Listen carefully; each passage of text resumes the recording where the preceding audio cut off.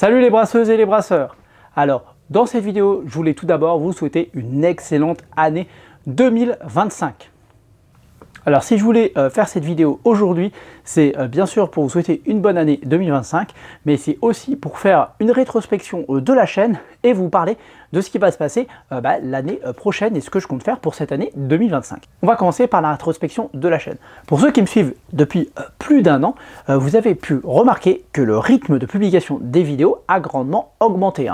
Avant, je publiais de façon un petit peu anecdotique et en fonction des contenus que j'avais de mes envies, etc. Alors c'est toujours ce que je fais, mais j'essaie d'être beaucoup plus régulier dans la publication de mon contenu. Et depuis avril 2024, j'ai réussi à maintenir un rythme de publication d'environ une vidéo par semaine. Normalement, tous les mercredis à 9 h, il y a une nouvelle vidéo qui arrive. Alors c'est un rythme qui est assez intense et je ne suis pas certain de pouvoir le maintenir sur le très long terme, puisque forcément, ça m'oblige à faire du contenu tout le temps et il y a des périodes de l'année où je produis moins de contenu que d'autres. Et donc voilà, donc, de toute façon cet été, là, il y a eu un ralentissement en juillet et août, enfin en août je crois. Ce qui fait que l'année passée, j'ai publié presque 50 vidéos, alors que j'en suis à moins d'une centaine depuis le début de la chaîne. Donc c'est quand même plutôt pas mal, puisque j'ai réussi à doubler le nombre de contenus présents sur ma chaîne. Si on regarde les sujets que j'ai abordés en 2024, on retrouve principalement la mise sous pression, enfin la fermentation sous pression. Donc c'est un sujet que j'ai pas mal traité. Il faut dire aussi que l'acquisition de mon Farmzilla, alors là je sais plus si c'était en 2024 ou 2023, m'a pas mal aidé et m'a incité à faire pas mal de fermentation sous pression, mais aussi des fermentations beaucoup plus basiques, à savoir donc sans contrôle de température. Donc ça, la fermentation sous pression, elle y est clairement pour quelque chose, et aussi la simplification de mon processus de brassage.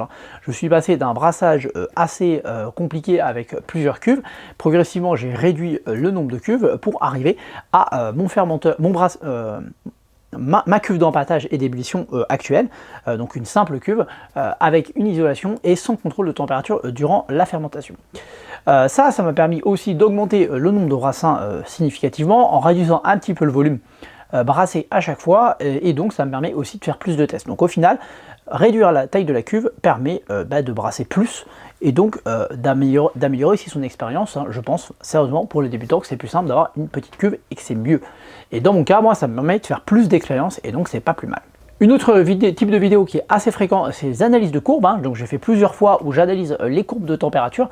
Donc voilà, ça c'est des vidéos qui sont assez intéressantes. Alors je pense pas que ça serve d'en faire 75 000, j'en referai certainement en 2025, mais globalement j'ai quelques vidéos à chaque fois sur ce sujet et je pense que ça va continuer un petit peu comme ça. J'ai fait des vidéos aussi sur les recettes, donc pas mal de vidéos sur les recettes et sur monaudebrassage.fr. Donc ça, je pense que je vais continuer, mais certainement que je vais parler plutôt des sujets un peu plus précis, des sujets un peu particuliers dans la conception de recettes, puisque je ne vais pas à chaque fois que je fais une recette vous faire une vidéo sur la conception de la recette. Sinon ça va faire des vidéos un peu redondantes. C'est un peu comme le remplissage de mes fûts depuis le fermenteur. C'est à chaque fois que je fais une vidéo, à chaque fois que je fais ça, ça ferait un peu toujours les mêmes vidéos et c'est pas l'idée. Parmi les autres choses qui ont changé au niveau de ma chaîne, c'est le studio, entre guillemets, le studio d'enregistrement donc dans lequel je suis actuellement. Et donc jusqu'à présent, je faisais mes vidéos principalement dans la cave. Alors le problème de ma cave, c'est que c'est un petit peu exigu, ça me coupe complètement du monde extérieur, donc c'est un peu compliqué, il faut que je réserve vraiment toute une journée pour brasser. Là, je peux le faire en même temps que d'autres activités, mais aussi c'est un environnement qui est plus grand et donc qui me permet de faire plusieurs types de prises de vue et je trouve ça plutôt sympa. Alors au niveau du décor, j'ai pas mal investi, pas mal changé le décor cette année. Donc là, il y a ce décor là sur lequel je suis présentement, donc tout simplement. Bon, je n'ai pas investi énormément, j'ai rajouté une petite tablette en bois qui est juste derrière moi, j'ai acheté une lampe pour l'occasion et une seconde lampe pour l'occasion. Le crâne, je l'avais déjà, c'est un cadeau, voilà. Et puis j'ai reçu très récemment pour mon anniversaire ce magnifique fourquet, qui est bien sûr un fourquet décoratif. Je ne sais pas s'il peut être utilisé réellement pour brasser de la bière, mais bon, en l'occurrence, moi, il est beaucoup trop gros pour brasser vraiment de la bière. Mais en tout cas, il est là pour être décoratif et puis honnêtement, il est plutôt joli. Dans les autres choses qui sont arrivées au niveau du décor, c'est l'achat d'un fond noir Alors c'est un fond biface hein, qui fait d'un côté noir et d'un côté blanc et qui permet de faire des vidéos, sur fond noir, et ça je trouve ça vraiment bien parce que du coup j'ai pas à me soucier du décor et je trouve que c'est un format de vidéo plus facile à faire et qui a un excellent rendu. L'autre investissement que j'ai fait cette année, c'est l'achat de 2 lampes, hein, que vous ne voyez pas puisqu'elles sont ici et là, juste à côté de la caméra. Alors ces 2 lampes, elles vont me permettre d'avoir un meilleur éclairage, que ce soit pour faire les vidéos, hein, donc voilà, donc soit vidéo de près, soit vidéo de gamelle ou vidéo de moi-même. Ça permet aussi de faire sur fond noir, puisque ça permet tout simplement d'éclairer le visage sans éclairer l'arrière-plan. Et puis elles sont hyper pratiques, hein, c'est des Neewer, je ne sais plus quoi la référence, mais en tout cas c'est des lampes qui sont sans fil sur batterie et c'est hyper pratique puisque du coup j'ai pas à me soucier de les brancher et avoir du câble qui part partout, donc c'est quand même hyper pratique. Côté enregistrement vidéo et côté enregistrement audio, il n'y a rien qui a changé, j'ai juste acheté une version payante de mon logiciel de montage pour des fois un peu retravailler le son, voilà, il n'y a pas grand chose qui a changé. Après je me suis un petit peu amélioré moi-même dans le montage vidéo, hein, puisque j'apprends un peu tous les jours, c'est pas du tout mon métier, et j'ai vu comment faire des animations quand je fais des incrustations, donc c'est-à-dire faire apparaître les vidéos ou les images par le côté. Et honnêtement, c'est une nouveauté pour moi, hein, ça fait depuis très récemment que je sais faire ça. Donc c'est plus cool et c'est plus sympa d'avoir des choses comme ça qui apparaissent sur l'écran. En 2024, je me suis aussi essayé au short, j'ai fait quelques vidéos short. Alors je suis pas hyper fan du format short de façon générale, que je trouve beaucoup trop court. Alors je crois que YouTube vont augmenter le temps, la durée des shorts, je crois. Il me semble qu'ils vont le passer à 3 minutes pour les shorts longs, je sais pas exactement. Donc là ça peut être intéressant, mais c'est vrai que pour certains sujets hyper courts, ça peut être intéressant les shorts. Maintenant moi je reste assez fan du format classique de vidéo YouTube plutôt que d'être sur du format horizontal, vertical et puis sur des courtes durées. Je trouve ça, voilà, on n'a pas le temps de dire tout ce qu'on veut et moi je m'exprime et je parle beaucoup en fait, hein, donc c'est peut-être pas un format qui me convient au mieux, mais bon, je pense que je referai quelques shorts en 2025. Et pour 2025 dans tout ça, c'est vrai, on peut se demander maintenant qu'est-ce qui va se passer en 2025. Alors, sur les dernières vidéos, vous avez pu voir que j'ai commencé à travailler sur la conception et l'élaboration de bières sans alcool. Alors, je ne sais pas si conception et élaboration, ça ne veut pas dire la même chose, mais bon, vous avez compris le propos, je travaille pour faire des bières sans alcool qui ont du goût, et ça, c'est clairement un défi pour moi, puisque c'est quelque chose d'assez compliqué, et cette année, je vais travailler dessus à fond, puisque je vais élaborer des nouvelles recettes, faire des nouveaux essais, et bien sûr, je compte pour cette année vous partager justement ces expériences.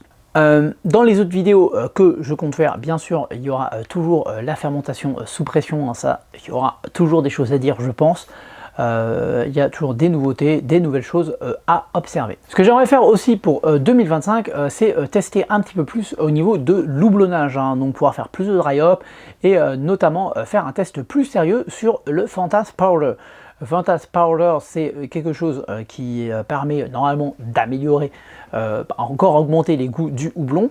Donc ça serait, j'en ai un peu en stock, donc ça serait l'occasion de le retester, parce que j'avais déjà fait une bière comme ça avec, hein. D'ailleurs j'ai participé à un concours de brassage avec, donc ça c'était il y a presque 2 ans je pense. Et donc voilà, et donc je me dis, il faudrait que je le réutilise pour voir cette fois l'impact réel. Donc faire 2 fois la même bière, l'un avec du Fantasme Powder et l'autre sans. Et voir un petit peu la différence entre les deux. Donc je me dis peut-être sur les bières sans alcool, à voir, ou sur les bières avec alcool, mais voilà, je ne sais pas exactement. Je verrai, je ne sais pas encore comment je vais l'employer, mais j'aimerais bien faire ça pour 2025. 2025 aussi, ça va être l'occasion d'améliorer l'isolation de ma cuve, hein. Cette année, donc j'ai commencé à isoler, enfin j'ai refait une nouvelle cuve et que j'ai isolée. Le problème, il est que l'isolation, elle est fonctionnelle. Je rajoute un duvet pour vraiment améliorer la chose, mais il y a quand même une perte d'environ 3 degrés entre le début et la fin de l'empâtage, et c'est un petit peu problématique. L'autre défaut, c'est que clairement, là aujourd'hui j'ai une espèce de couche en liège et après j'ai une espèce de plastique par-dessus, c'est quand même pas idéal, et donc je me dis je vais refaire ça et je vais essayer de trouver quelque chose de plus fonctionnel. Alors soit un manteau d'isolation qui s'enlèverait complètement, ça c'est l'option numéro 1, je pense faire ça avec tout simplement un isolant style isolant toiture, etc. Enfin un truc, une isolation mince, et donc voilà, qu'on pourrait doubler, et donc que j'attacherai avec des câbles, c'est une option, ou alors le scotcher tout autour, et voilà, mais faire un truc propre et bien fonctionnel, et puis avoir quelque chose qui revient au niveau du couvercle par-dessus, et que là j'attache par-dessus. Comme ça, une fois qu'on a remis le couvercle et qu'on a bien sanglé le tout, bah, ça bouge plus. Et ça permettrait vraiment d'avoir, enfin l'idée ça serait d'avoir quelque chose qui maintient la température bien mieux que ce que j'ai actuellement, et qui permettrait d'être en plus peut-être plus facilement enlevable au niveau de la cuve, pardon, et donc qui permettrait un nettoyage de la cuve plus simple. 2025, ça sera aussi l'occasion de franchir la barre symbolique des 1000 abonnés, hein. Donc j'en suis franchement pas loin au moment où je tourne cette vidéo, hein. Alors pour ceux qui ne savent pas, je tourne mes vidéos en avance, hein, toujours légèrement en avance, souvent un mois et demi avant les publications. Alors ça arrive qu'il y ait des vidéos qui soient publiées dans la semaine ou 15 jours, enfin qui soient produites 15 jours ou une semaine avant, mais en général j'ai une programmation assez longue à l'avance pour justement combler les moments où je travaille moins, enfin où je travaille pas sur les vidéos et où j'ai plus de boulot réel, on va dire. Voilà, donc cette vidéo fait pareil, elle est enregistrée en amont, hein, environ un mois en avance, plus d'un mois d'ailleurs en avance, donc forcément je projette, et logiquement mes projections font que je ne devrais pas avoir passé la barre des 1000 abonnements maintenant. Donc à moins que ça soit déjà le cas, dans ce cas c'est super, mais si c'est pas le cas, ça va très vite être le cas, puisque voilà, je m'y rapproche à grands pas, et j'espère pouvoir arriver à ces 1000 abonnés très prochainement. Alors qu'est-ce que ça change ces 1000 abonnés pour vous? Alors ça ne change rien, ni pour les abonnés, ni pour les non-abonnés, mais par contre ça change des choses pour moi, puisque clairement, moi je trouve ça beaucoup plus motivant d'avoir, plus j'ai d'abonnés, plus je suis content, on va dire, hein, plus ça me motive à faire des vidéos, puisque c'est un genre de récompense à mes vidéos. Et techniquement, plus il y aura d'abonnés, plus je peux espérer un jour avoir du test de matériel. Alors ça c'est un truc qui me tient vraiment à cœur. Alors je ne pense pas 2025 ce sera possible, mais peut-être 2026, hein, on ne sait jamais. Ça serait de tester du matériel, notamment si Fermzilla sort un nouveau produit, qu'il me l'envoie et que je puisse le tester, ou si n'importe quel accessoire, moi je suis preneur pour les tester et pour faire des vidéos. Mais bon, aujourd'hui avec le nombre d'abonnés, je pense que ce serait pour eux pas du tout rentable, mais à terme, plus il y aura d'abonnés, plus je pourrais faire du test du matériel, et honnêtement ça serait quelque chose que je trouverais hyper cool à faire. Voilà, je crois que j'ai fait le tour un petit peu de l'année 2024 et de l'année 2025, hein. Ceux qui sont abonnés, je vous en remercie encore. Ceux qui ne sont pas encore abonnés, abonnez-vous, cliquez sur la petite cloche pour ne pas louper mes futures vidéos. Je vous invite comme toujours à mettre un petit pouce bleu parce que ça fait toujours plaisir. Et puis bon brassage à tous, à très bientôt.